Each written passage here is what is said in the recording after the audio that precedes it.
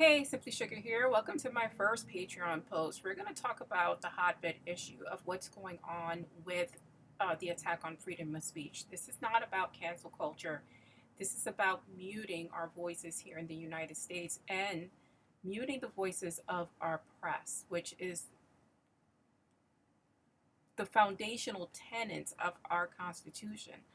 So let's talk about it. The media octopus, how conservative families, the FCC, and the DOJ are squeezing free speech. You're going to see me like dancing around screens. I have like literally three screens in front of me because I'm learning this and I am working solo. So bear with me, guys. Um, I want us to stop pretending that America has free press.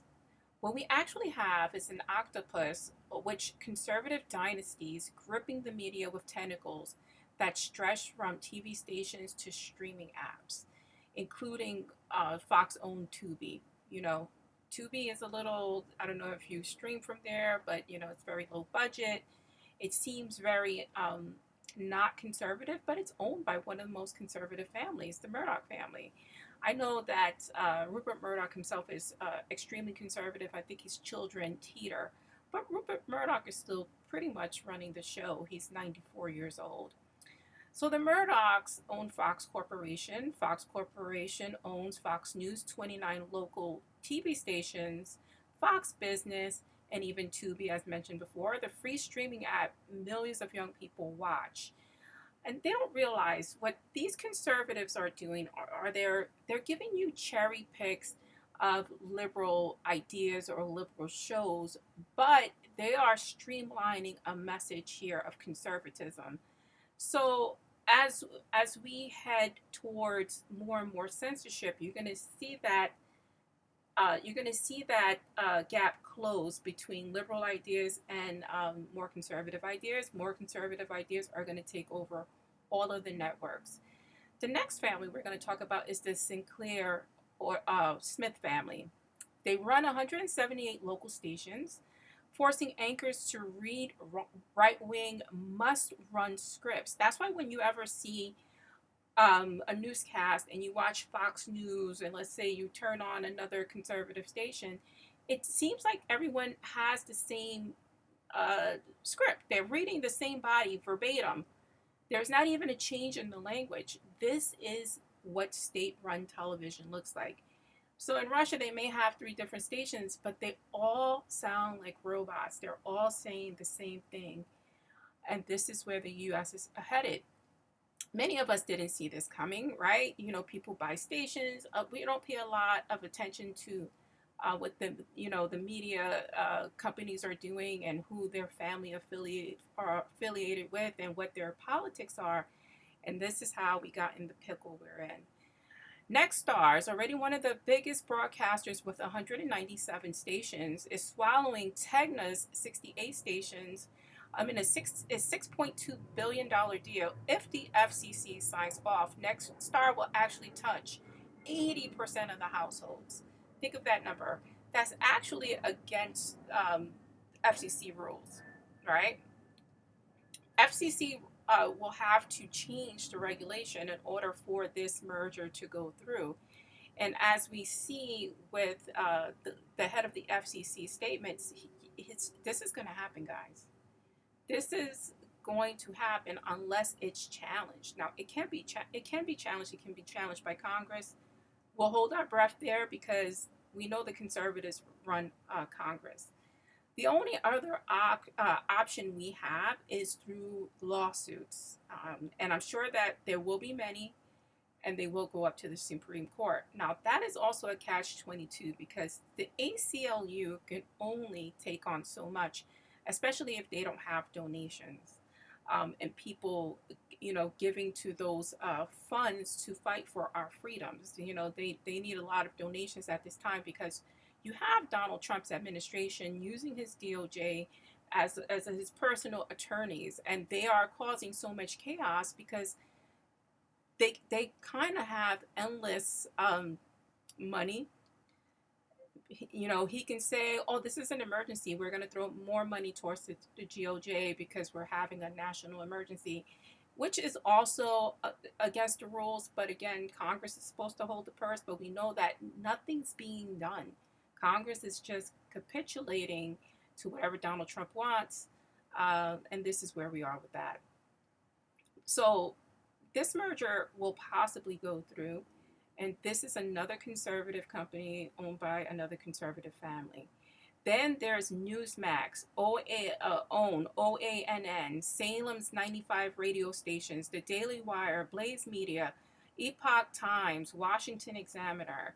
You have the Washington Post. There is a lot. It's a spider web of ownership, all pointing to one political direction. And again, I don't want to scare you, but this is where we are with that. Now, there's plenty of things we can do. Um, you know, the liberals own about 75% of the GDP, meaning that we spend the most dollars in our blue states, especially large states like California and New York. We can absolutely speak with our money. And that's where we're learning, guys.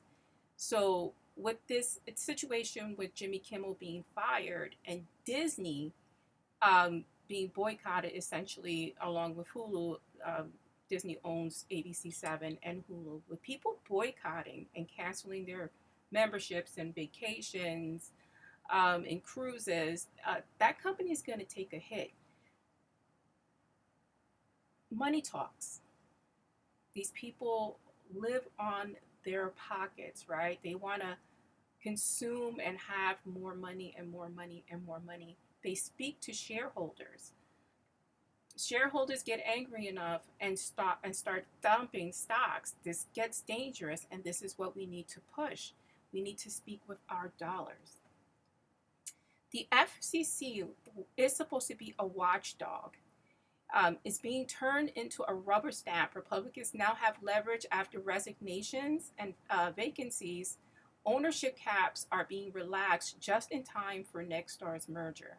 The DOJ has rolled out new rules that make it easier to target journalists and reporters. Think about that. The government now has more tools to compel reporters to hand over sources or fight endless legal battles.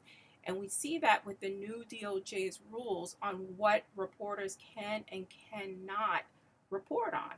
So there's no more investigative journalism. There's no more, watchdog all over these appointed officials in our government. Essentially, you have to sign something that says you will not report about it without the DOJ's express permission. This is done on purpose. I have a couple of articles up that I found very interesting here. This is from the VirginiaBusiness.com. Democrats tie the $6 billion Nexstar Tegna deal to Jimmy Kimmel's suspension. Congressional Democrats, including U.S. Senator Tim Kaine, are tying ABC's late-night host Jimmy Kimmel's indefinite suspension to the $6.2 billion Nexstar Tegna acquisition, which must be approved by the FCC. The veteran late-night comic made several remarks, which I will play now. So if you're unfamiliar, I'm only going to play 20 to 30 seconds because I don't want to get flagged. So here they go. We'll play them now. New lows over the weekend with the MAGA gang desperately trying to characterize this kid who murdered Charlie Kirk as anything other than one of them and doing everything they can to score political points from. Here's everything. And that's it. That's the extent that caused all the drama, right? That's what caused his suspension. It's a firing, basically. They're trying to work out a deal about his exit. I'd be surprised if they bring him back. Does he want to come back? I know I wouldn't. I don't know what your opinion is on that. Here's another article, Nexstar Tegna deal to test U.S. FCC's deregulatory doctrine. So Nexstar Media Group aims to acquire the broadcaster Tegna Inc. It's a deal which tests the U.S. Federal Commission's deregulatory approach under Chairman Brendan Carr. The deal would position Nexstar to compete against larger media and technology companies at $6.2 million. And again, they will have 265 stations reaching 80% of U.S. households. And again, this is something that's never happened before. We have explicit rules against it. But it doesn't matter. What we can do, what about the courts? Justice Samuel Alito himself said last year that free speech is under threat. He wasn't wrong. He was speaking in terms of conservatism. But here's the irony. The same movement that he aligns with is building a system that threatens it. Now, where will he stand when it comes to his courtroom? Will he stand by his original thoughts, or will he somehow change his opinion to capitulate to Donald Trump and this regime? What we need to do is we need to support independent outlets that aren't tied to conservative dynasties. Mother Jones, The Nation, ProPublica, Democracy Now!, The Guardian. That's the outlets we need to support. If you're looking for services to watch certain things, you can do pbs.org, Passport. It's like $5 to $10 a month for that subscription.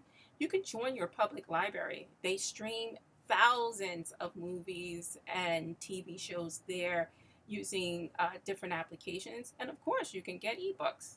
You can take courses on there using LinkedIn universities and other affiliates of the public libraries. I'm in New York. I almost said the New York Public Library.